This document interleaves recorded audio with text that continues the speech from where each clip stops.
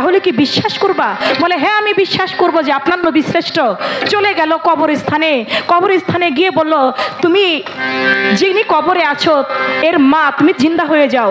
সঙ্গে সঙ্গে সেই মৃত মানুষকে আমার বড় পীর আব্দুল কাদের জিলানী জিন্দা করে দেখাইছে।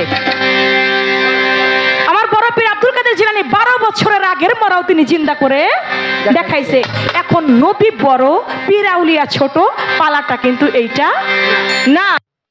বড় বেলায়েত নবুয়তের মাঝে যার বিষয় সম্বন্ধে আপনি বলবেন, বেলায়েতের পীর ওলিয়া উলিয়াদের মাঝে যা যে বিষয় আল্লাহকে পাওয়ার রাস্তা সেটা আমি বলবো, কিন্তু নবী বড় ওলি ছোট এটা বলা যাবে না।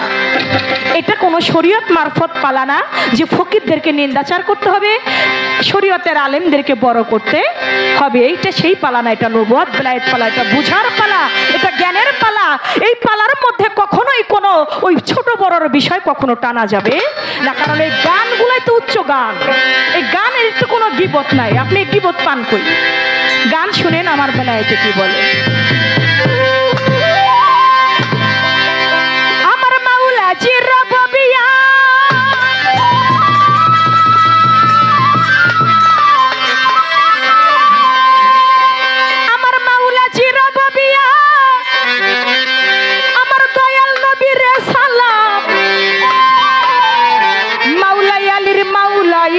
যেদিন তুই জানিবি, পাক্কা ইমানদার হইয়া কবরেতে যাবি, পাক্কা ইমানদার হইয়া কবরেতে যাবি।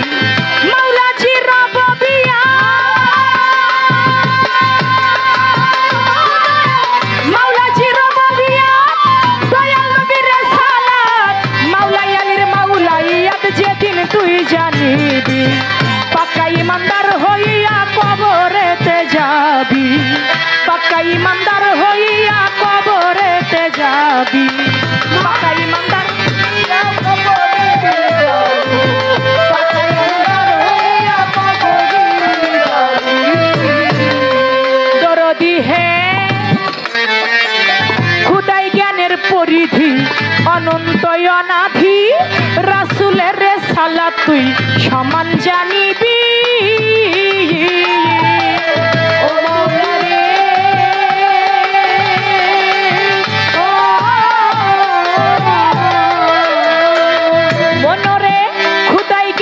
পরিধি অনন্ত অনাধি, রাসূলের রিসালাত তার সমান জানিবি।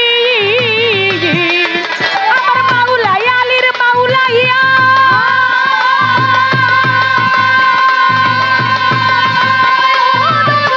মাওলা আলীর মাওলা ইয়াত দিনে হয় এক হাকিকত,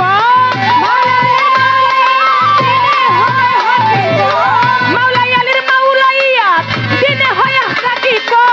হইলে নবীজির উম্মত অবশ্যই জানিবি, পাক্কা ইমানদার হইয়া কবরেতে যাবি, পাক্কা ইমানদার হইয়া কবরেতে যাবি, পাক্কা হইয়া কবরেতে যাবি, পাক্কা ইমানদার হইয়া কবরেতে যাবি।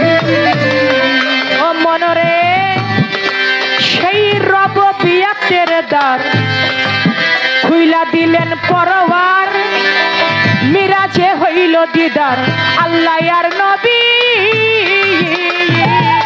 ও মনরে